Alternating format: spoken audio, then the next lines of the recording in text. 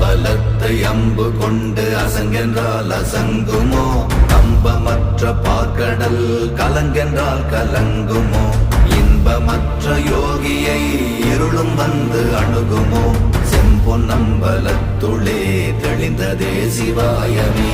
ஓம் நமச்சிவாய ஓம் ஓம் நமச்சிவாய ஓம் நமச்சிவாய ஓம் ஓம் நமச்சிவாய ஓம் நமச்சிவாய ஓம் ஓம் நமச்சிவாய ஓம் நமச்சிவாய ஓம் ஓம் நமச்சிவாய.